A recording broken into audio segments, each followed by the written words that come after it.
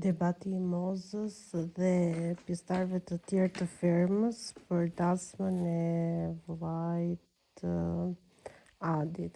Atëherë, unë mendoj se Moza nuk është, pavarësisht se çfarë shprehun gjatë Prime-it, jam dakord që ky mund të ishte një eveniment shumë i rëndësishëm për Mozën, sepse me sa kuptova ajo ishte një person shumë i rëndësishëm.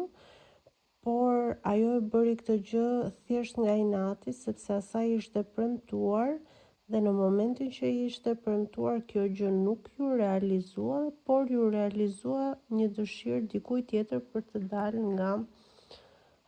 nga ferma. Dhe mendoj vetëm për këtë gjë e ka bërë. Pra, Moza nuk e ka pasur se doli Adi nga ferma dhe vati te dasma. Moza e kishte sepse unë ju kam thënë, ju ma keni premtuar. Dhe ndërkohë këtë premtim nuk e mbani, por ndërkohë thyeni rregullat për dikë tjetër. Pra mendoj se e kishte më tepër me produksionin se sa me vetë Adin.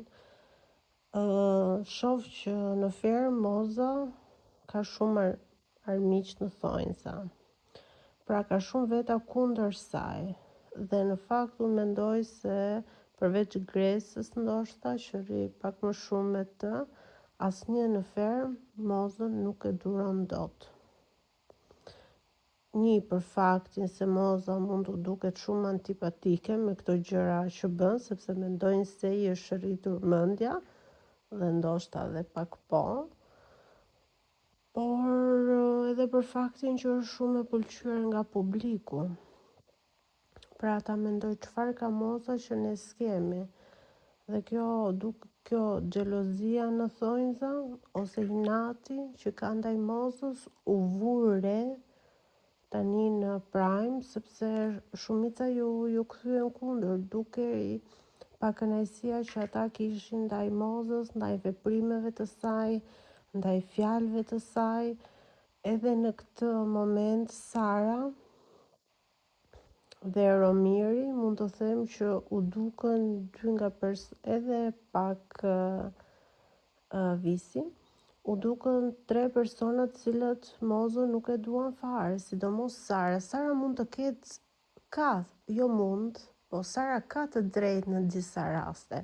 Sara ka të drejtë që Mozës i intereson që të flitet çdo Prime për të. Mozës i intereson që të jetë ajo qendra e vëmendjes, Mozës i intereson që t'i sjellin dhurata.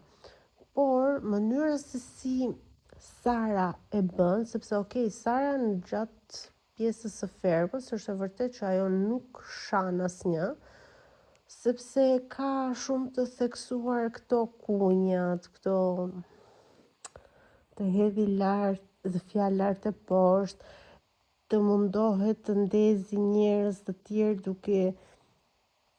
duke i folur fjalë për Mozën. Por në këto momente, pavarësisht se Sara kishte të drejtë për shumë gjëra, Sara dukej keq. Mënyra se si i kthehej Mozës, mënyra se si thoshte pse ferma është vetëm e Mozës, pse ferma mendon vetëm për Mozën, pse ferma i bën dhurata vetëm Mozës. Pra, nga ana e të drejtës që ishte në këtë rast, që shiko se ne kemi çdo Prime që flasin për Mozën, mundësisht na jepni dhe të tjerëve ndonjë çik cop nga Prime, se punojmë gjithë javën, mundohemi gjithë javën me strategji, me gjëra të tjera, ju na nxirrni vetëm Mozën. Dhe kjo s'është e drejtë, kjo është shumë e vërtetë. Sepse që nga fillimi deri tani është folur vetëm për Mozën, vetëm atë pjesën ku ishte Jonida. Pastaj gjithë pjesët e tjera Moza ka qenë kryefjala.